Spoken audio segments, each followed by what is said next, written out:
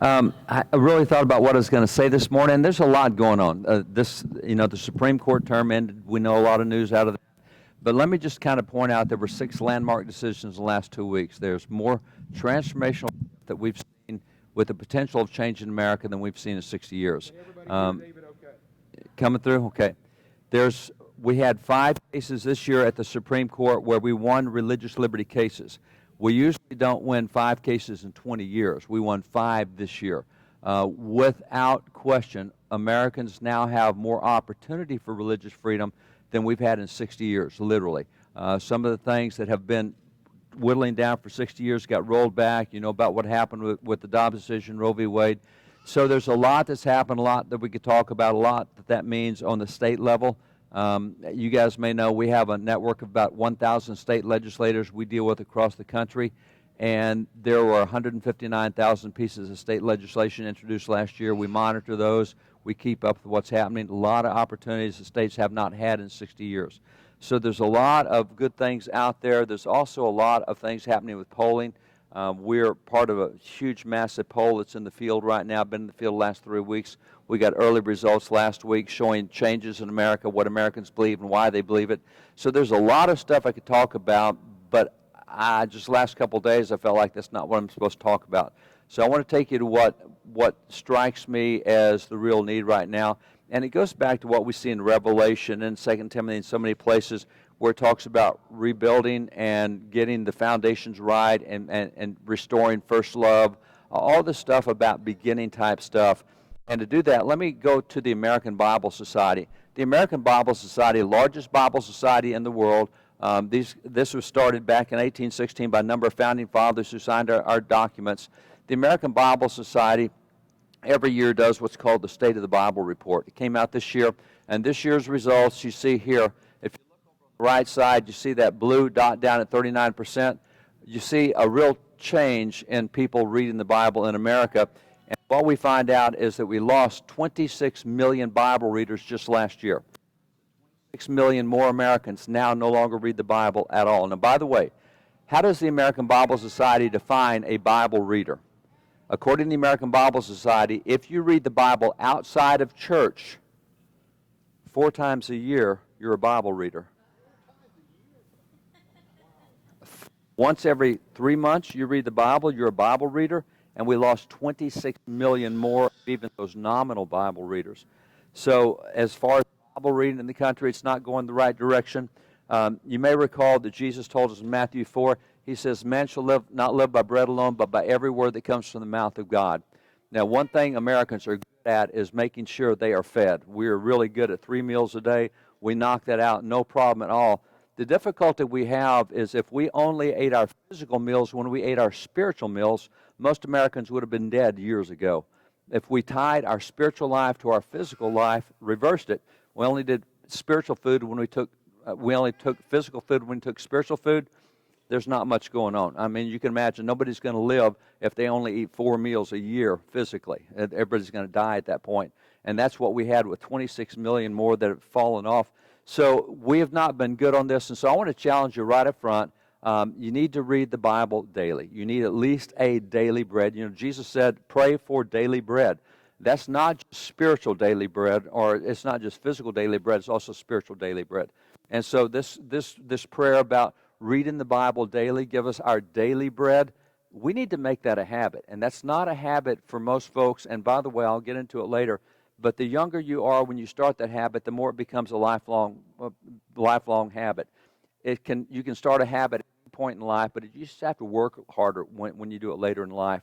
So if you do not do daily Bible reading, let me encourage you to do so, but you're going to have to pay attention to it. It takes 28 days to make anything a habit, and the older you are, the longer it takes to get that. The other thing I would challenge you to do is also start trying to memorize a Bible verse at least once a week. Take a verse and memorize it, because that's now using your mind. We have to love God with our heart, our soul, our mind, everything else. But being able to take that Bible verse and put it up here allows it to come out your mouth when you need it. And that's something we're seeing right now. 77% of Christians don't talk to others about their faith or their beliefs or anything else. We've come into a living let live culture where that we just let everybody else have their own space and we don't do anything to even share what we know is truth with other people. And some of that is because we know we'll get attacked. You get doxxed, or you get kicked off Facebook, or you thrown in Facebook jail, or get deplatformed. But part of it's just we have trained ourselves to just keep our mouth shut and just let everything kind of settle around us. We just can't do that. That's not part of what the gospel is. We've been commissioned to go tell everyone. Even when Jesus did miracles, he said, you tell all your neighbors what I did for you. Telling others is the key to spreading truth. And we're not seeing truth spread very well right now. 2 out of 3 Americans believe there is no absolute truth that is individually determined. Well, there's more Christians than that in America, but we're just not sharing truth. So that starts with memorizing. Have something available. Put some arsenal. Put some bullets in your gun. Have those bullets where you can shoot them. Do something with them. Within that framework, let me show you some historical examples, because this is going back to first fruits. This is going back to early things. So many Christians know, Bible reading is important. Sharing what I believe is important.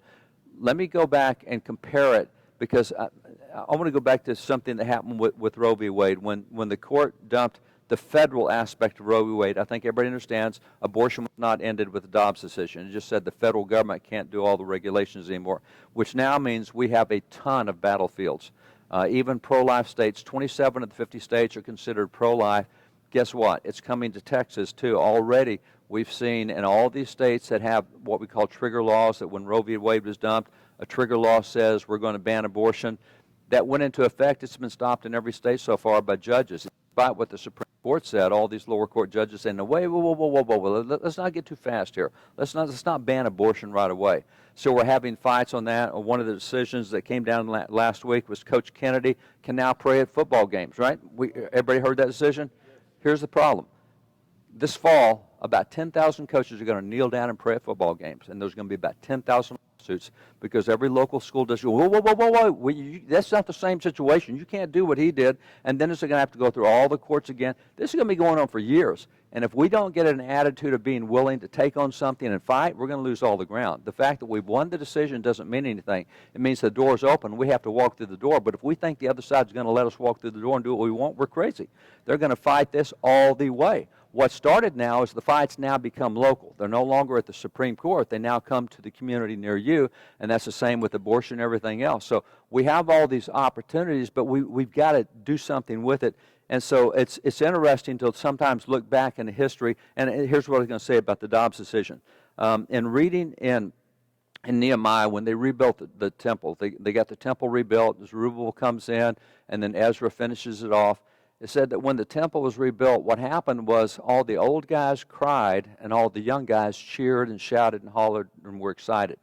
Now, why would the old guys cry and the young guys be excited? Let me give you the Dobbs decision as an example. What happens is if you're as old as I am with all this white hair, I remember when abortion was illegal in all 50 states.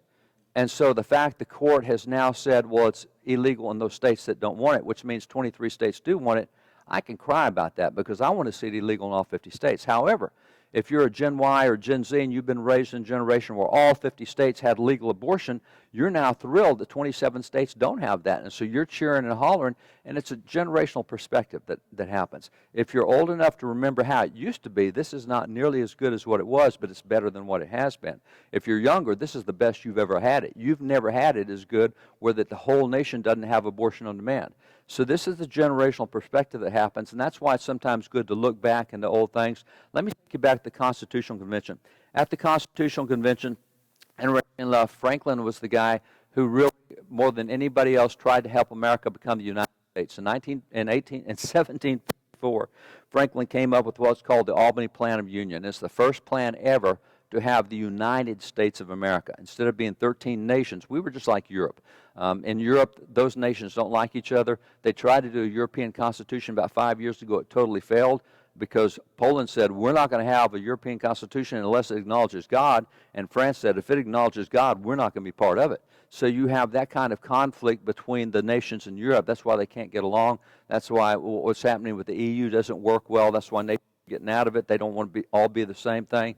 And that's what America was for so many years. We were 13 different nations. We all had our own thing. We did our own way. And Franklin's the one who started saying, why don't we become the United States? And so it took a long time for that to happen. When you get to 1776, he's one of the guys who signs the Declaration. And so at that point in time, he's closer to his dream that he's had since 1754. When he gets to 1783, he's one of only 3 guys to sign the peace treaty and make America an independent nation. Now we're really close, and 4 years later, he's sitting at the Constitutional Convention, and this is what he's been dreaming about for 33 years.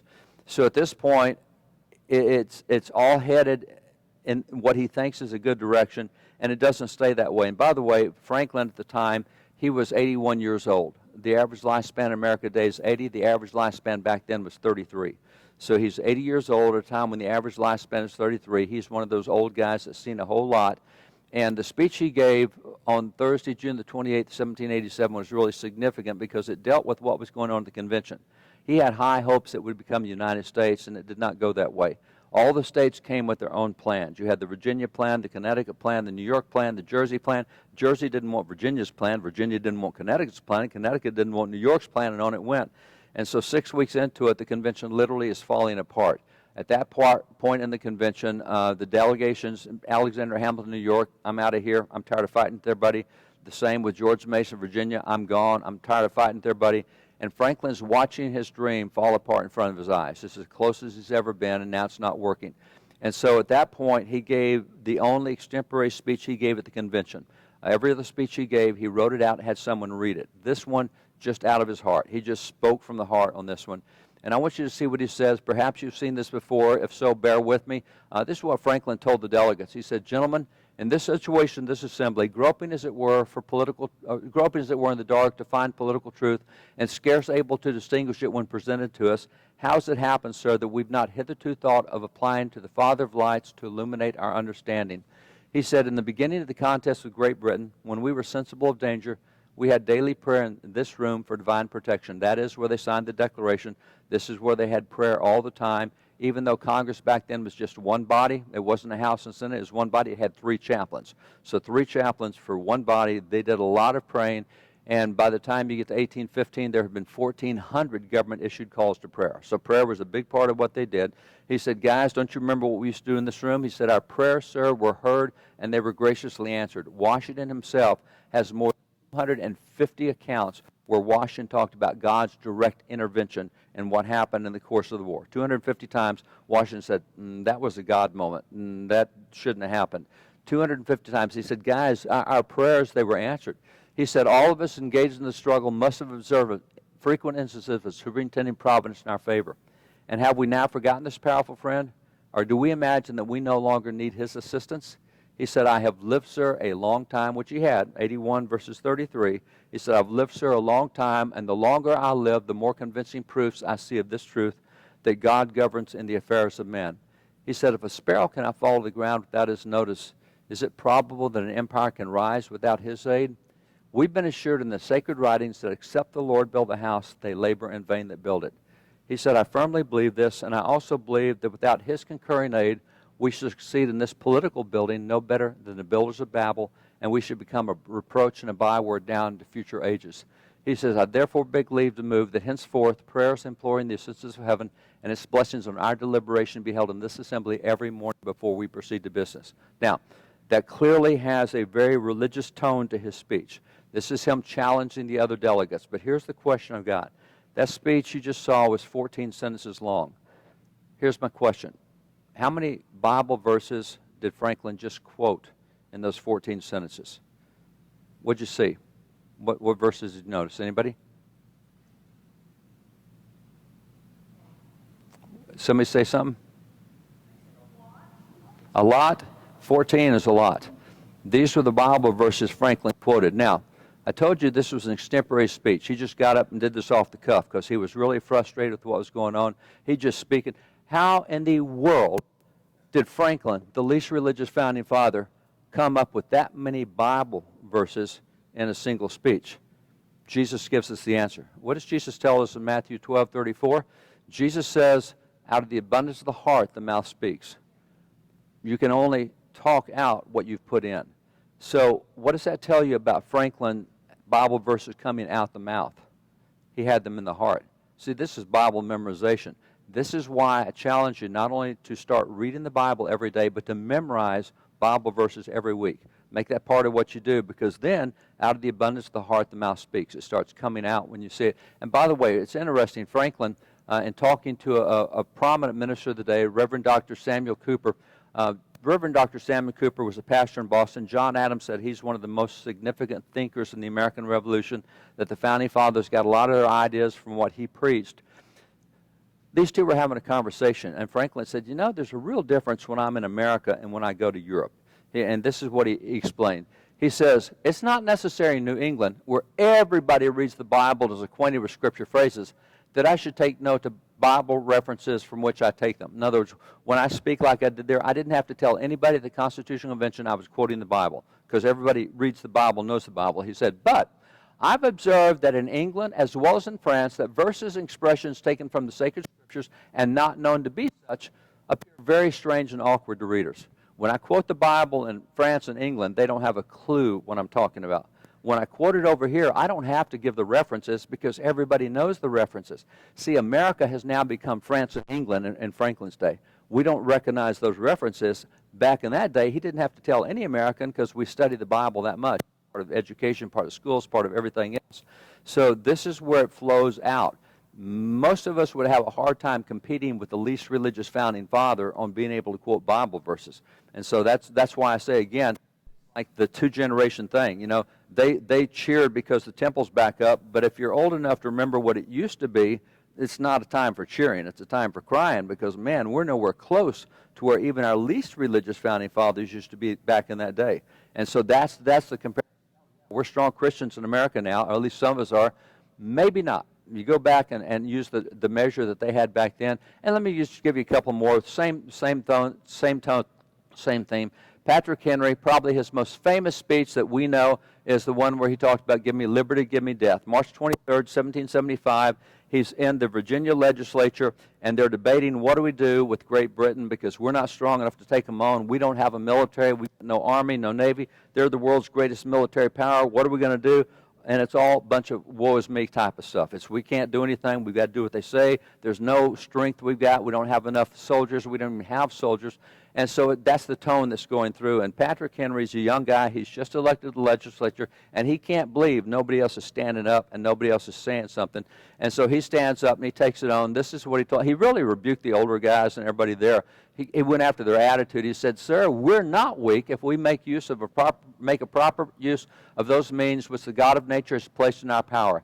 The millions of people armed in the holy cause of liberty, and in such a country as that which we possess, are invincible by any force which our enemy can send against us." And that was heresy to say that back then, because we don't have anything that'll stand up to what the British have. We don't even have a navy. We got nothing in the way. And so here he is talking this heresy kind of stuff, but he continues. He said, "Sir, we will not fight our battles alone. There is a just God who presides over the destinies of nations and who will raise up friends to fight our battles for us. The battle, sir, is not to the strong alone. It's to the vigilant, the active, the brave. The war's actually begun. The next gale that sweeps from the north will bring to our ears the clash of resounding arms." And it did. The next news they got was of Lexington and Concord, that the clash of resounding arms. He said, "Our brethren are already in the field. Why stand we here idle? What is it that gentlemen wish? What would they have? Gentlemen may cry, peace, peace, but there is no peace." He says, "Is life so dear, or peace so sweet, as to be purchased at the price of chains and slavery? Forbid it, Almighty God. I know not what course others may take, but as for me, give me liberty or give me death." Now, that's his famous speech. We usually only get give me liberty or give me death in what we get in schools today. We don't get the rest of the speech. But again, same thing. 14 questions. How many Bible verses did he quote? And the answer is 11 Bible verses. These are the ones he just quoted. Where did he get that? In his memory. How come? Because he'd put it in his heart. Out of the abundance of the heart, the mouth speaks. So again, notice the Bible memorization that you see throughout these speeches. The problem we have today, and we start on Monday, we have another one-week class. We take 18 to 25-year-olds in the summer and do training for them. And we'll just start through reading a bunch of old Founding Father letters, Abigail Adams or Ben Franklin or any of these guys, and we say, we want you to find the number of Bible verses that are in there. And so people just have to start digging. Is this phrase from the Bible? Is this quote? Because they don't have a clue, but we want them to see there's Bible verses all over if you know what the Bible looks like, but you won't know what it looks like unless you read it a lot, unless you memorize it a lot. And so that's what you see here with him. One more I'll give you is George Washington. George Washington once he becomes president of the United States, we had those 13 nations. Now we're trying to become one nation. So trying to become one nation, he says, you know, now that I've been inaugurated, I need to go visit all the different states and let them know that we're part of the same nation. I'm the president. So he plans a trip to all the states. And some of them he just literally hadn't been in except as a military commander. So now he's going back to say we're a nation. And as he plans to go into Rhode Island, and Rhode Island was the problem child back then. Rhode Island was not at the Constitutional Convention. They didn't want to be part of the nation. Even when we were writing the Constitution, they didn't send any delegates. They didn't want to be part. And so Rhode Island is the problem child. And so he's going into Rhode Island. As he does, there's a Hebrew congregation in Rhode Island that hears that he's coming. And he's going there in 1790, and this Hebrew congregation writes him a terrific letter. Said, oh my goodness, we thank God for you. We thank you for all you've done for religious liberties. You have stood up for biblical faith. And he just goes through, and they're just effusive on Washington, talking about how great he is. And so Washington responds with a cordial kind of perfunctory letter back. He says, thanks for your kind words. And it's a short letter. This is what he said. He said, may the children of the stock of Abraham who dwell in this land continue to merit and enjoy the goodwill of the other inhabitants, while everyone shall sit in safety under his own vine and fig tree, and there shall be none to make him afraid. May the Father of all mercies scatter light and not darkness in our paths, and make us all in our several vocations useful here and in his own due way and time everlastingly happy. Now, same question I've asked twice before. That's two sentences. How many Bible verses did George Washington just quote? And the answer is 10. Nearly every phrase in that letter is a direct quote out of the Bible. He just put Bible phrases together, and that was his letter back. And again, you go, how did these guys do that? Because that's not common today, even for preachers. You know, notable preachers we watch on TV, they don't quote the Bible that often. So how did these political guys do this kind of stuff? And the answer, again, is back to Jesus. Out of the abundance of the heart, the mouth speaks. What came out of their mouth is what they had been putting into their heart, because that's where all this stuff comes from. So the Bible knowledge is there. It's really significant, and you see that through so many speeches. So that's why I challenge you to read the Bible daily. I'm going to give you some more stats later. But just that American Bible Society State of the Bible report from this year shows we're headed in the wrong direction. We're having more doors open to us than we've ever had open to us, and we're less prepared to go through those doors than we've ever been. We're not prepared to take this nation back to its roots of Christianity, because most Christians are not in a position to do that. We just don't know God's Word as well as we did even back in the 70s when the Jesus movement broke out, and that was not a very biblically grounded movement at that time. So we've slipped a lot, and that's why I challenge you to read the Bible daily and memorize a Bible verse every week. Let me go to our Bible verse, Proverbs 10:22. Proverbs 10:22 says, the blessing of the Lord makes rich, and he adds no sorrow to it. Now, I've learned to reevaluate what a blessing is, and I learned it from Benjamin Rush. He's a signer of the Declaration. John Adams said of the 250 founding fathers we've got, he's one of the three most notable founding fathers. According to John Adams, it's George Washington first, Ben Franklin second, and Benjamin Rush third. Now, we know very little about the guy. He's very cool. Over at Wallbuilders, we have so many of his original writings. We got his prayer journal where he goes through the scriptures, he's reading verses. He made his own concordance, and he lists all the verses that God showed him on animals and on medicine or whatever. He's just making his own concordance as he goes through. And it's interesting that as in part of his writings, he's trying to be a good Christian, just thank God for all of his blessings. And he goes through and he starts listing these blessings, and you go, check, check, check, check. And then he came to one that just really kind of set me back. He said, I thank God for all the times I have not fallen downstairs. Run that by me again. But see, what happens is there's so many things that we do every day that we don't notice, and the blessing is that we don't notice it. If you fell downstairs, you would notice that. That's not a blessing. The fact you didn't fall down the stairs is what the blessing is, and you can thank God for that. You go to the grocery store, you don't have a wreck, you never think about it. The blessing is you got there and didn't have a wreck. If you had a wreck, you would notice it. That's not the blessing. See, that's the way we Americans, maybe more than any other nation, have blessings we take for granted and don't notice and don't appreciate. Stability is one. Everybody, their health until they lose it. Everybody takes their health for granted until something happens. Everybody takes family for granted until something happens. Everybody takes job for granted until something happens. And so we are blessed with so many things that we don't even notice. And that's why I was really struck by the fact that he talked about the things that haven't happened to him and how big a blessing that is. And in America, just as an example, at a time when America is under attack more from itself than it is from any other nation. I mean, you see what's in education right now. You see what's going in schools, what's going in politics. You see the attacks that come against America. You would think we are the worst nation in the world. And we often debate professors, and in debating professors, they regularly hold the position that America has done more evil than she's ever done good in the history of America. And that is what they teach students, that this is such a bad nation, you just need to blow it up and start over, and let's do it right next time. And so what we fail to recognize is the blessings that they don't talk about. It's all the wrecks that we haven't had that they didn't notice. For example, when you look at the Constitution we have, constitutions go back thousands of years. Cornell University Law School went back and they said, you know, with 5,800 years of recorded history, thousands of nations, thousands of constitutions, what's the average length of a constitution in the history of the world? Cornell University Law School said the average length of a constitution is 17 years. Interestingly, last September the 17th, we celebrated 234 years. So as bad as we think it is, and we say, oh, isn't it terrible what's happening in Ukraine? Yeah, it's terrible, but that's average. The average nation in the history of the world has a violent revolution every generation and a new constitution every 17 years. So I was asked 7 years ago to go to Ukraine and help them write a new constitution, and I did. I went to the law schools and government schools, and they said, no, wait a minute, guys, you had a constitution in 1992. Yeah, I know, but it's old and outdated now. We wrote that when we left the Soviet Union. We need something else now. So from 1992 to just 7 years ago, that's the length of their constitution. And here they are being under attack by Russia. And when I went 7 years ago, it's when Putin attacked Crimea. Belarus this time, Crimea last time. And so that's just the way of the world. I mean, that's common. It's uncommon for us.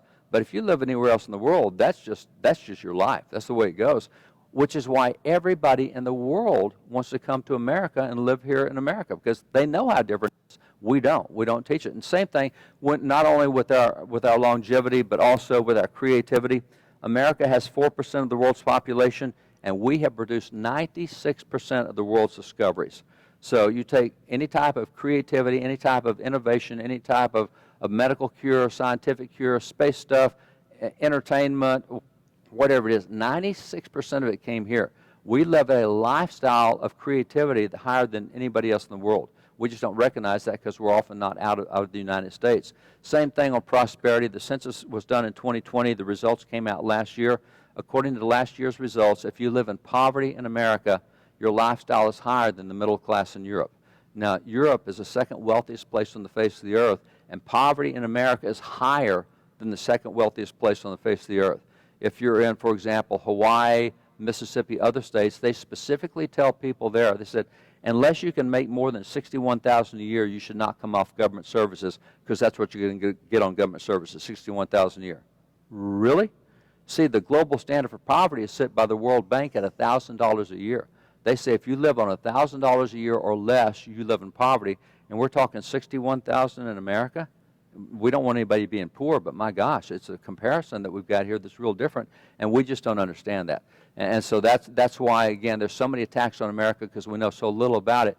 But yet, the reality is that if you go back to old textbooks, and one of the things we will do this week with the young people is we'll let them see old textbooks from back in the 1600s. We got a textbook from 1690, and we can show you every decade of textbooks going forward. And it's interesting that across those years, up until about World War II, we consistently told students that the reason America is so special is because of the Bible. The Bible is what makes us different. Now, you won't know that now. We took Bible reading out of schools in '63, 2 cases, and since then we just haven't seen much of it. And this is where a lot of our biblical literacy has grown in America. We no longer teach this stuff, and therefore we can't quote the Bible the way that those other speeches were. But nonetheless, as you go back to this, it's interesting. One of the great proofs that the Bible has influenced America, and boy, will they deny this today, but they don't know the proofs, is just the way we speak to each other. We have 257 idioms that we use on a daily basis in talking to each other that are nothing more than us quoting Bible verses to each other. If you're in the older generations, these are some of the phrases we use. By the skin of your teeth, I'll give you my 2 cents worth. Leopard can't change his spots. There's nothing. Every one of these is a Bible verse. Every one of these idioms that we use on a regular basis is a Bible verse. If you're in the younger generation, it's going to tend to be more of these idioms, an eye for an eye, a house divided. Every one of these is a direct quote out of the Bible. And the Bible is so permeated the way we talk to one another, we quote the Bible all the time to each other without having a clue where that stuff comes from. And by the way, did you know that Shakespeare in his plays quotes more than 2,000 Bible verses verbatim in his plays. If you're on Broadway in New York performing Shakespeare, you have no clue that you're quoting the Bible throughout your monologues, but that's what it is. So much of the way we talk has been shaped by the Bible. Now, interestingly, if you want to have fun, these 257 idioms, next time you're at Walmart or Home Depot or next time you go to Lowe's or anywhere else, you're going to hear somebody say some of those phrases. And you ought to stop them and say, hey, do you know what Bible phrase you just quoted? Do you know what Bible verse you quoted? And, of course, they won't know, but the problem is they're going to say, no, I don't know. What Bible verse was that? And we won't have a clue either. See, this is where even Christians are. We have very little knowledge of this, but every one of these has a specific Bible address that goes with it. And, again, this is we've now become accustomed to this, and we're no longer biblically cognizant of where it is. I think that where we are now is actually well described by President John Quincy Adams. President John Quincy Adams said this. He said, with regard to the history contained in the Bible, it's not so much praiseworthy to be acquainted with it as it is shameful to be ignorant of it. You see, if you could have identified those 257 idioms, we would have praised you. I can't believe you know the Bible that well. That's amazing. Back in their day, they said, whoa, you didn't know that was in the Bible? Shame on you. See, what has now become praiseworthy for us in Bible knowledge was shameful to them back in that day. We've had that much of a cultural default. And so this is where it's really good to do the James thing where you look in the mirror, and when you look in the mirror, really examine yourself and not turn away. Because if you use history as a mirror, our Bible knowledge, even for Christians, is nowhere close to where even the least religious like Ben Franklin had it back in that day. Another president is Teddy Roosevelt, and for the next few minutes I'm just going to do presidents, because you'd expect me or Knox to say good things about the Bible. What you don't expect is that for 150 years it was the presidents who really encouraged us as much as anybody on knowing the Bible. Teddy Roosevelt said this. He said, the teachings of the Bible are so interwoven and so entwined with our civic and social life, it would be impossible for us to figure what life would be if these teachings were removed. Now, according to Roosevelt, this is back early 1900s, the Bible is shaped so much not of our faith, but our civic and our social life, that we wouldn't recognize our civic and our social life if the Bible were removed. Most people don't have a clue what that is. We think the Bible is a spiritual book, not a civic and a social book, but that's, again, where we've taken Christianity and we've really squeezed it down to something much smaller than what it was. Example is if you look at where we are with prosperity, I mentioned the fact that we're the most prosperous nation in the world by far. If you study history, the free market system came out of America. Now, colleges today say, Adam Smith, The Wealth of Nations, that's the start of the free market economic system. No. America was practicing that 140 years before Adam Smith wrote that book. 1627 is the first free market business in America, Aptucket, Massachusetts. And you find that when the folks came to America, whether Pilgrims or Puritans or Jamestown or whoever they were, they came with a very socialistic mindset because that's what it had been in Europe for 1,000 years. When they got here, there were 5 verses they discovered from the Bible that caused them to change the economic system. And what we call the free market system, which is the most successful system in the history of the world, is built on 1 Timothy 5:8, 2 Thessalonians 3:10, Matthew 25, Luke 19, and Matthew 20. Historically, I can show you where they discovered those verses in the Bible, they put them into practice, and our economy changed. So long before Adam Smith talked about the invisible hand and the free market, the wealth of nations, America was already doing that. We're the first ones doing it. So if you took away our economic system, made us a socialist system like a lot of the professors want now, 48% of millennials think America should change from a free market system to a socialistic system. It's 75% of college students who believe that. So if we were to make that change, we would lose the prosperity we've known for all those years. And see, that goes back to we wouldn't recognize America if these teachings were removed. Who knew that the Bible created the free market system? Or for that matter, who knew that the Bible created our form of government? Because there's 7 different general forms of government in the world, and the one we have, a Republican form of government, not a democracy. By the way, the Constitution prohibits America from becoming a democracy. Ours came out of Exodus 18:21 and Deuteronomy 1:16 and 18, Deuteronomy 18:16. Founding Fathers quoted those verses as to why we have a Republican form of government. If you took our form of government away, you would not recognize America. Most folks have no clue that the government was built on the form of government given preferred in the Bible. And again, Bible covers all 7 forms of government. You can find all 7 there, but the one it encourages and recommends is the one we adopted. We've been super successful. So that's what he says, our civic and our social life. This is not about our spiritual life. We wouldn't even recognize America if we had not applied the Bible to all these other areas. And in the same way, if you go to Franklin Roosevelt, Franklin said, in the formative days of the Republic, the directing influence the Bible exercised on the fathers of the nation is conspicuously evident. He said, we cannot read the history of our rise and development as a nation without reckoning with the place the Bible has occupied in shaping the advances of our republic. Now, here's part of the difficulty we have is we don't even know how the Bible shaped that. And not only do we not know in secular textbooks, it's become more than in Christian textbooks over the last 20 years, the founding fathers have dropped out. I'm actually meeting with a couple of the Christian textbook publishers this year because in the last 20 years, they start sounding like secular light. I mean, the faith aspect of America is pretty much gone because the guys who write the Christian textbooks were taught by the guys at Harvard and Yale and Princeton, all the secular universities, and they're just teaching what they were taught. That's what Jesus said in Luke 6:40. Every student, while he's fully trained, will be like his teacher. So they're just teaching the secular stuff they've got. So we've seen even in the last 20 years, what's in Christian textbooks has taken a real nosedive as far as accuracy or inclusion of biblical principles in it. If you just go back to even public school textbooks prior to 1963, you find more Bible in public school textbooks than what we often find in Christian school textbooks now. So this is the Bible shaping the advances of the Republic. You can't get many people to acknowledge that Washington used the Bible much at all. As a matter of fact, he's commonly a deist today. The same thing happens when you get to Patrick Henry. Certainly the same thing happens when you get to Franklin. But even those speeches I showed you, and I can show you more of those speeches, and it's a fun exercise. If I took a letter he wrote in 1753, I just threw that letter out on the table and said, you guys find how many verses there are in this letter. It would shock you how that Franklin, just off the cuff, writing a letter, puts dozens of verses in a single letter. He didn't identify them because, again, Americans knew the Bible so well he didn't need to, but in this generation, it's a whole different thing.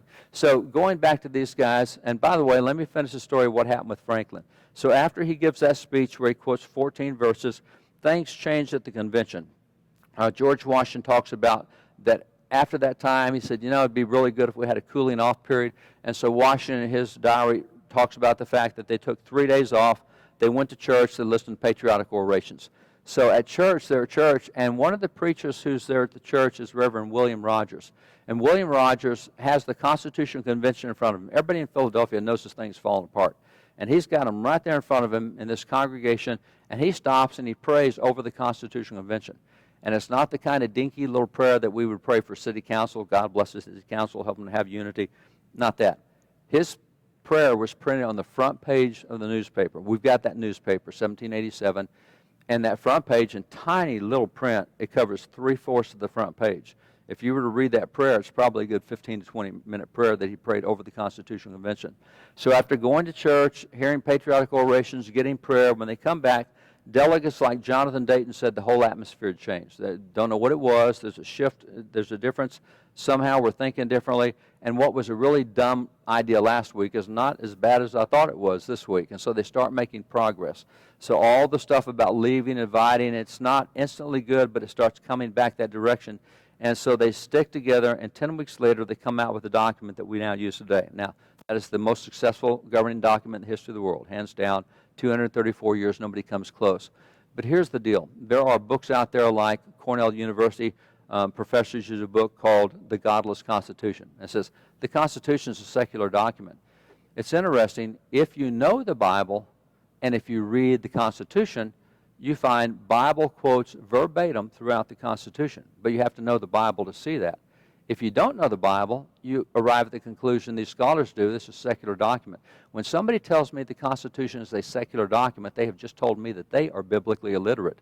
I can take and open the Bible, have you read a Bible verse, and I'll take you over here to Article 1, Section 8, and have you read that. Oh, that's a verbatim quote of the Bible. Exactly.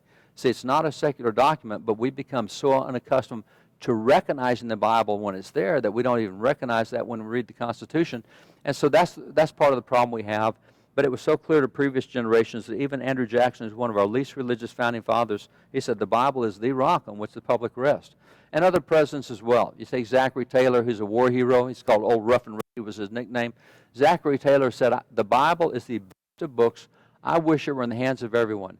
It is indispensable to the safety and permanence of our institutions. Notice he did not say faith. Once again, the Bible is indispensable to the safety and permanence of our institutions. The more secular the judiciaries become, the worse it's gotten. The more secular economics becomes, the worse it's gotten. The more secular government becomes, the worse it's gotten. The less freedoms we have in all those areas. And that's because none of them were founded as secular institutions, not any of them. And so that's what he said. He says it's indispensable to the safety and permanence of our institutions, not just our faith, our institutions. He said, especially should the Bible be placed in the hands of the young, it is the best school book in the world. I would that all of our people were brought up under the influence of that holy book. Now notice the best school book in the world. It certainly has not been. Someday, maybe it will be. Certainly with the decisions we got in the last month, we're going to be taking the Bible back to the court as soon as we can. We have our legislative conference in November, and we've already got plans with legislators on how to do that. You know, some of the things that the legislators are crumbling on right now is the right to keep and bear arms, Second Amendment. And so you saw the 14 U.S. senators say, well, we're going to allow gun control. No, the problem is not the guns. And by the way, if you're concerned about gun violence, and we see Uvalde and everything else, do you know that the deaths from guns does not even reach the top 15 causes of death in the United States? If you really want to save lives, let's start with what takes the most lives. Matter of fact, car wrecks kill twice as many as guns do. So why don't we start having a big report every night there's a car wreck fatality. Let's show the people crying at home. Let's show all the people that have been injured by a car wreck. Let's just ban cars, because that would save a lot more lives. And see, what happens is they focused on guns, and they show you all the sad stories, and they highlight those, and so we're all ready to get rid of guns. How come we allow 16-year-olds to have a car and 21-year-olds can have a gun, and there's twice as many deaths with cars as there is guns?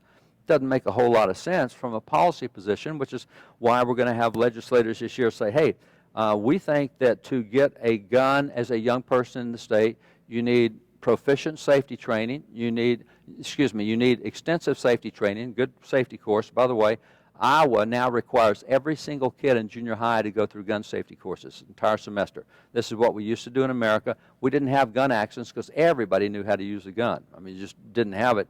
As John Quincy Adams points out, gun accidents happen when you don't know how to use a gun. You'll pull the trigger at the wrong time or do something silly. So Iowa has gone back to having every kid in the state take a gun safety course. So let's say all the kids have to take a gun safety course, and then you have to show your proficiency, because you can't get a driver's license if you can't show you're proficient with that car. If you can't handle that car, you can't get the license. So let's show proficiency. And the third thing, let's require that every student take moral training and know the 10 Commandments before they get a gun. Because Jesus said all the violence comes out of the heart. It doesn't come out of the hand. If violence out of the hand were the issue, then when Cain killed Abel back at the beginning, God would have given us rock control laws to keep that from happening. We don't have rock control laws because it's the heart that's the issue, not the hand.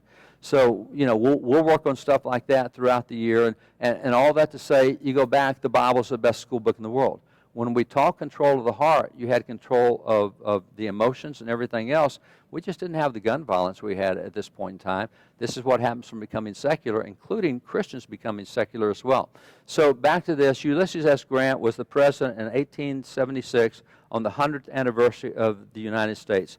This is a card that he distributed to all the school children in America. And you can see up top, message of President Grant to the children and youth of the United States. You see what he's got here is his statement. He says, hold fast to the Bible as a sheet anchor of your liberties. To the influence of this book, we're indebted for all the progress made in true civilization, and to this we must look as our guide in the future. Now, the president giving this out to all the school kids in America, what do you think happens if Trump had given that out to all school kids in America?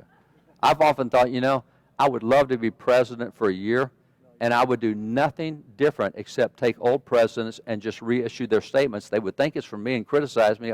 Oh, did I forget to tell you that was Ulysses S. Grant who did that? Did I forget to tell you that was Thomas Jefferson? It'd be so fun to do nothing but what's been done in history and have them go wild and say that's unconstitutional. And you go, well, it was good for 150 years, 170. But we know our history so little that, you know, that's why it would be fun.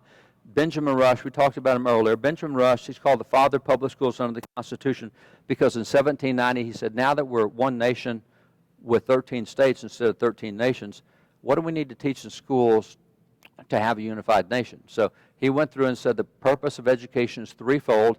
And then the next year he wrote this piece, on the use of the Bible in schools and gave a dozen reasons we would never take the Bible out of public schools in America. Now, he explained that this is what keeps us a nation. Education will never be secular. We'll keep the Bible in schools throughout this time. And significantly, he said the great enemy of the salvation of man, in my opinion, never invented a more effectual means of extinguishing Christianity from the world than by persuading mankind that it was improper to read the Bible at schools.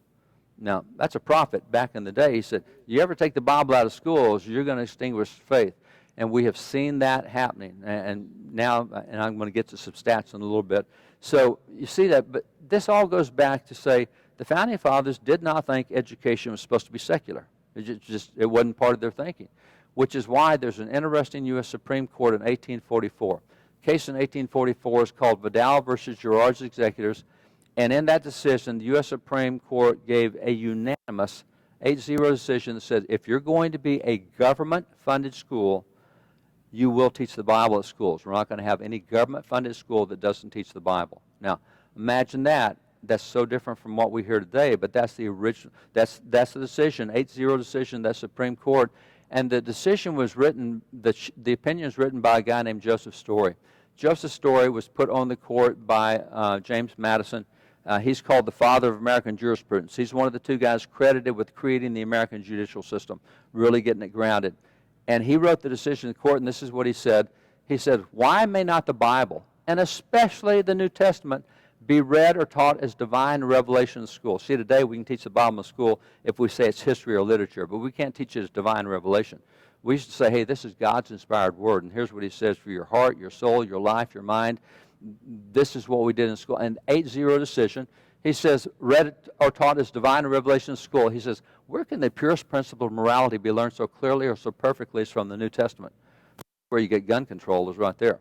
You have that in your heart, you're not going to be going around shooting people. You're not going to have the issues we've seen, particularly over July 4th weekend. That was a weekend of gun violence and slaughter and mass shootings. You're not going to have that if you've been raised in education with this kind of foundation. And so we've gotten so used to where we are now that we've forgotten what it was back in the day, which is, again, why I'm challenging us to be a little different, take some habits on. So the result of the secularization of America, starting with the progressives in the 1920s, what they did with education was by the time you get to 63, this is where the court says, you know, it's time to take the Bible out of schools. And so the court, in those two decisions, 63, Albany, Murray, Curlette, the court said that they were taking the Bible out of schools, and the court said, we've had the Bible in schools for 340 years. They've been constitutional for 175 years, but it's time to do something different. This is what progressives do. Don't care what history is, we're going to do something different. We're progressing, and that's what they're doing. We got to progress past the Constitution. Who cares if it worked? We got to do something different. And this is the belief of evolution. You've always got to be evolving. If you're not evolving, then it doesn't work. That's Marxism. You've always got to overthrow what's there, otherwise it's not going to be good. So instead of taking what works and keeping it, we're saying it's time to do something different. They did. And it's interesting that when they took the Bible out of schools in 63, what's their justification for taking it? Because they said there's neither legal nor historical reason to take the Bible out of schools. So if the Constitution doesn't require it and it's not part of our history, why would you do that? And this is where you read the decision of the court. This is what we did this last time with the Dobbs decision on abortion. And by the way, as you read the decision of the court, you find Clarence Thomas saying, hey, why don't you guys bring marriage cases back to us as well? And while you're at it, bring Lawrence v. Texas back, because we never should have gotten involved in those issues either.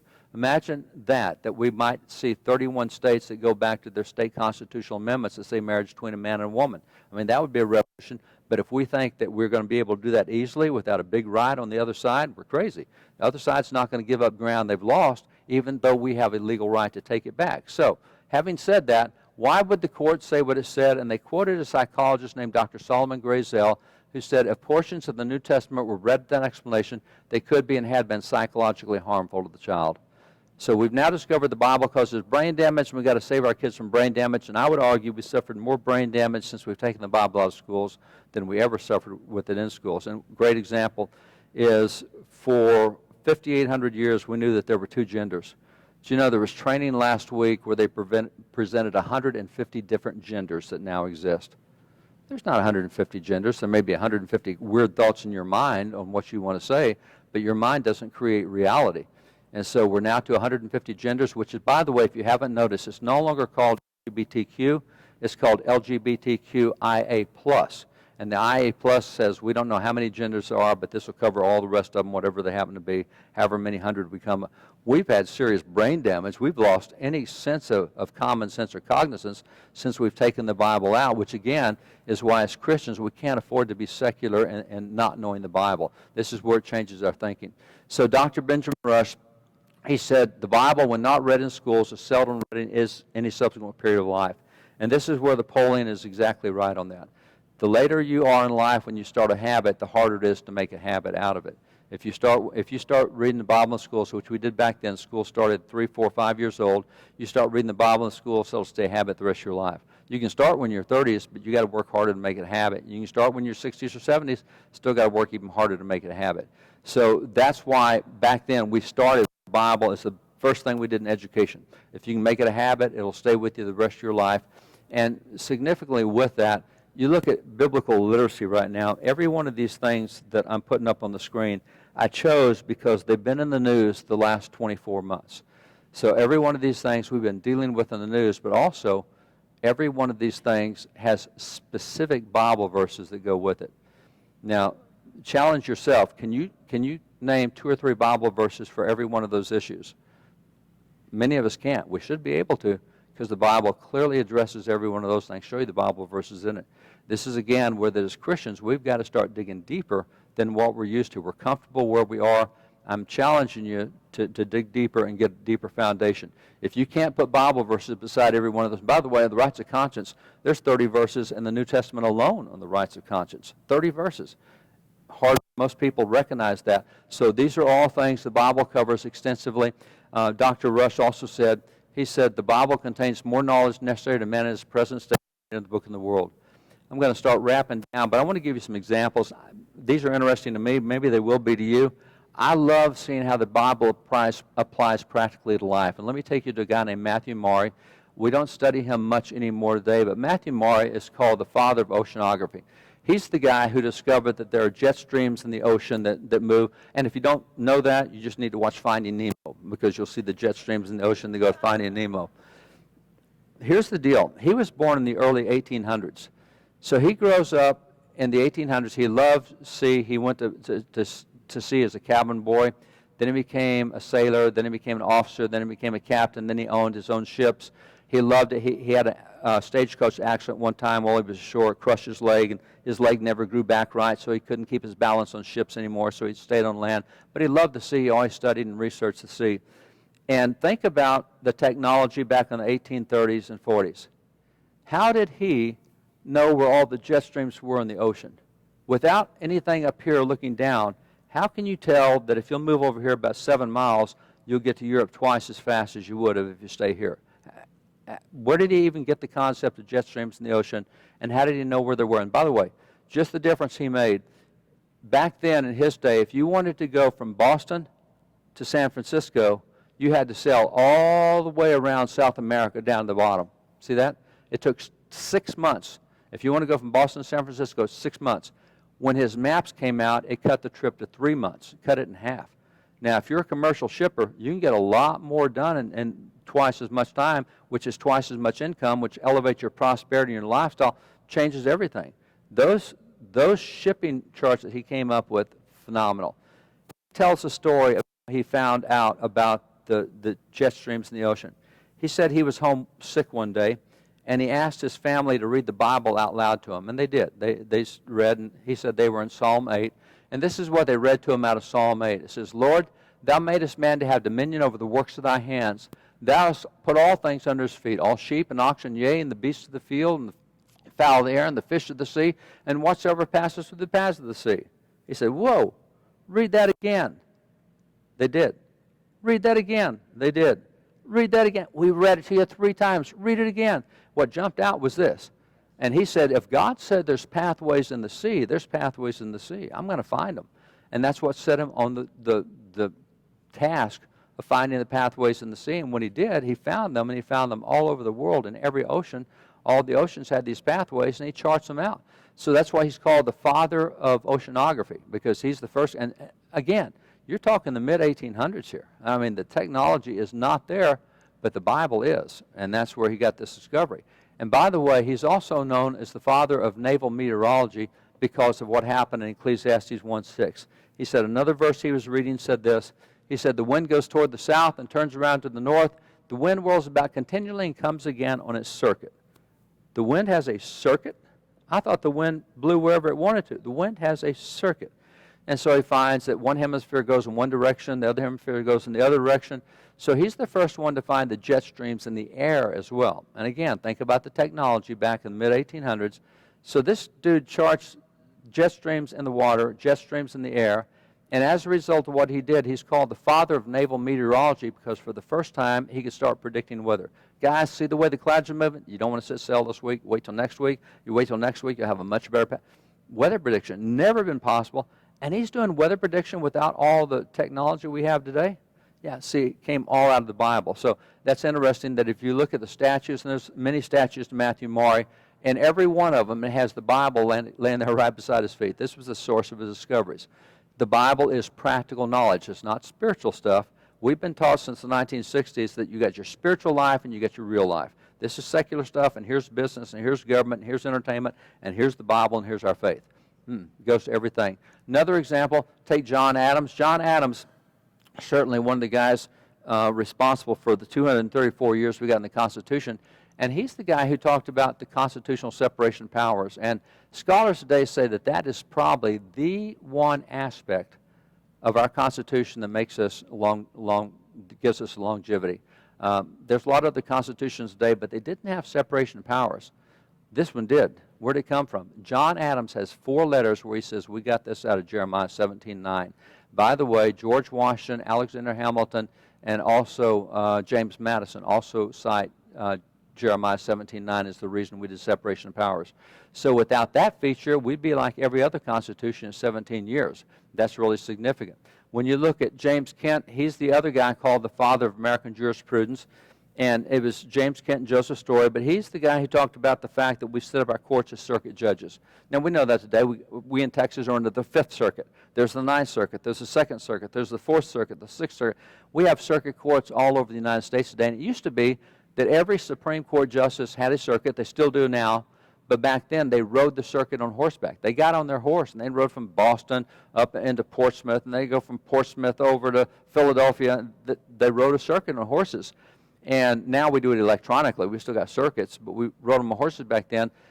Why do we have circuit judges? Because a lot of nations never had circuit judges. And James Kent explained it. He said, we got that right out of 1 Samuel 7:15 and 16. It says, and Samuel judged Israel all the days of his life and rode the circuit from Gilgal to Mizpah. He says, look, here's a judge. He rides a circuit. He goes to where the people are rather than demanding everybody come to him. He's out there on the road getting with the people, and that's the way our courts were. That's the way they resign. That's why we have circuit courts. Now, again, things have changed, but that was the origin of it back in the day. Ben Franklin is the guy who started the first healthcare system in America, started the first hospital in America. And if you wonder why, when you walk into the Philadelphia Hospital, he started in 1751, on the entry door they still have the logo that he prepared back when he started that in 1751. And the logo cites Luke 10:35 as the reason he started the first healthcare system in America. So Luke 10:35 is the basis of the first hospital and healthcare. You have Alexander Hamilton. He quotes Exodus 31:18 as the reason we have a written constitution, as does James Madison. Because, by the way, there's still a lot of countries today that don't have a written constitution. Israel does not have a written constitution. To this day, Great Britain does not have a written constitution. We weren't doing what every other nation did. We came up with a written constitution, which was unusual, and these guys cite that Bible verse in Exodus as the reason. So I do all this to say that the Bible gives a lot of guidance on very specific things, which is why I showed you all those issues. We should be able to put Bible verses to every one of those issues that's up there. That should affect our thinking and how we look at everything that goes on around us. So bringing this to kind of the conclusion, where we are today is this is characteristic. Currently, only 9% of Christians read the Bible on a daily basis. So the challenge I had before was give us our daily bread. This is because only 1 out of 11 Christians reads the Bible on a daily basis. Most Christians do not. Oh, we think about, I read the Bible a lot. You ought to write down how long you spend in the Bible and how many days you read it. You may shock yourself because you may think you read a lot more than you actually do. So this stat right there, but here's where it goes even further. Only 6% have a biblical worldview. So of those issues I put on the screen earlier, only 1 out of 16 Christians can put Bible verses to those. So even as Christians, we've lost our biblical worldview in many ways, the ability to apply the Bible to every aspect of life. Now, the study that came out this week, this is the one that has really set me off. All these doors are opening to us. The court's given us opportunities to do things we haven't done in our lifetimes, and we're not really prepared to do anything with it from a spiritual standpoint. Here's where we are right now. The Gallup Poll came out this week, and it's called Fewer in U.S. Now See Bible. It's the little Word of God. Here's too small to read. Let me just show you what they said. They said a record low 20% of Americans now say the Bible is the literal Word of God.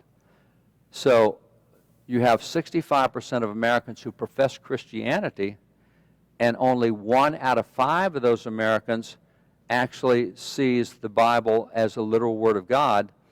That's not a good position to be in. My opinion is just as good as God's opinion. Well, I don't really agree with that. I'm going to do it this way. So not seeing the literal Word of God. And here's where it is flipped in the nation. Right now, 29% say the Bible is a collection of fables, legends, history, and moral precepts recorded by man. There's more people in America who believe the Bible is made up, that it's fake news, than those that believe the Bible is actually true. This is why it gets even harder to take back the culture in a biblical direction, because there are more people who now believe the Bible is not true. And this is where it goes back to that stat I shared earlier. 77% of Christians right now self-censor. We don't talk to others about what we believe because it's live and let live, and if that's what they want to believe, can't do that. We have to share what we know with others. Otherwise, we're going to stay outnumbered like this. This is the first time in American history we've been outnumbered like this. And that's not their fault, that's our fault. That's our fault for not knowing God's Word, not sharing God's Word, not ingesting God's Word, not living God's Word. And so that's why, even though I was going to talk about, earlier in the week I was going to talk about other things this morning, but this has just come back to, if we don't get our foundations right, if we don't get the first fruits right, if we don't go back to the first love, we'll never get the nation back right. It comes back to us being the ones that get there. And so that's why I share this stuff. So this belief, more Americans believe this than believe the Bible is true. We've heard a lot about vaccination. Do you know why a vaccination works? Smallpox, chickenpox, measles, it doesn't matter. What it does is it gives you just enough of something to develop an immunity to it. And this is the way Christianity is in America now. We've got just enough Bible, just enough Christianity that we've now become immune to it. It no longer is what changes the way we behave, changes the way we think, changes the culture around us. We've had just enough religion to make us immune to it, and that's where most Americans are today. They've never had a real dose of religion. They really need a really heavy infection is what they need. They need a good dose of it, then they'll have a natural system working. So this is kind of where we are. We've come to a tough spot in America, and I'll close with this challenge. John Quincy Adams, when his son was 10 years old, John Quincy Adams was a diplomat overseas in St. Petersburg, Russia. And his 10-year-old son, it's interesting, he wrote back to his brother Thomas Boylston Adams and said, hey, you're keeping the kids while I'm gone, and they're 10 years old, and man, they should have been handling guns a long time ago, but I've been out of the nation. Make sure the kids know how to handle guns, make sure they know how to handle pistols and rifles, because gun accidents happen when you're not familiar with guns, so make sure they're familiar with guns. So at 10 years old, he's really upset that he's been out of the country so long, he hadn't been there to raise the kids with guns. The other thing, he says, I haven't been there to mentor them the way I want to in the Bible. And so he wrote his son, George Washington Adams, named for his friend George Washington, he wrote his son, George Washington Adams, 11 letters. And he said, okay, son, you're 10 years old. You need to be reading through the Bible from cover to cover once every year. I mean, that's just what you've got to do. And when you read the Bible from cover to cover once every year, I want to give you some general guidelines that you need to think about when you're reading the Bible. I'm going to give you the overview of the Bible, the big themes through it. And so that's what he did in those, and explained to his son why it was important to know the Bible and read it from cover to cover once a year. This is what John Quincy Adams said. He says, no book in the world deserves to be so unceasingly studied and so profoundly meditated on as the Bible. He said, I myself for many years have made it a practice to read through the Bible once every year. And this was standard in America. Prior to 1962-63, every year in public schools we read through the Bible. I mean, this is part of what we did. There's a lot, and I'm going to give you two examples in a few minutes of what we did in public schools, some Bible memorization. But this aspect of I read through it once every year, if you don't do that, please make that your personal goal, that you're going to get through the Bible at least once every year. Now, here's what he said. He says, my customers read 4 or 5 chapters every morning immediately after rising from my bed. It employs about an hour of my time and seems to me the most suitable manner of beginning the day. An hour a day is what he put into it. If you don't read the Bible every year, let me tell you, you don't have to do that. You can read through the Bible, not 4 or 5 chapters. 3.2 chapters a day will get you through the Bible, and you can do it in less than 15 minutes. He liked to be in the Bible because he liked to make notes and think about things and talk about things. And so he spent an hour every day in it. And by the way, on Sundays, he usually spent 6 to 8 hours a day in the Bible. And it's ridiculous. The guy was just, he's amazing. When he's 8 years old, he's got his musket with the Massachusetts Minutemen. When he's 10 years old, he is the secretary to the ambassador to France. When he's 14 years old, Congress sends him as to the court of Catherine the Great in Russia because he speaks 6 languages. He's the official interpreter for the diplomat in Russia. When he's 16 years old, Congress puts him in charge of setting up the negotiations to end the peace treaty to end the American Revolution. When he's 21 years old, George Washington said he's the best diplomat we have. He's the diplomat under Washington. He's a diplomat under his father, John Adams. He is a U.S. Senator under Thomas Jefferson. Under James Madison, he goes back to being a diplomat. He's also appointed and confirmed to the U.S. Supreme Court. He turned down the confirmation because at that time he was ending the War of 1812. And then he ends up being Secretary of State for James Madison, the 6th president. Then he becomes 5th president. Then he becomes the 6th president. Then after being president, he becomes U.S. House member for 17 years. So the dude, with 70 years of public service, spends an hour a day reading the Bible with everything, even as president, with all the pressures. He puts an hour a day reading the Bible, 4 to 5 chapters. It's more than you have to. So if you'll make a commitment to read the Bible, it takes you 3.2 chapters, 15 minutes, and now you can have an app read it to you. You know, so this morning when I was driving in, I had the app going, listening to Hebrews. And so it's really easy to do. So this is what he's telling his 10-year-old son. He says, I've always endeavored to read it with the same spirit which I now recommend to you. Here's the difference between that generation and this generation when it comes to Bible reading. He says, I've always endeavored to read the Bible with the intention and desire that may contribute to my advance in wisdom and virtue. We tend to read it as a spiritual edification book.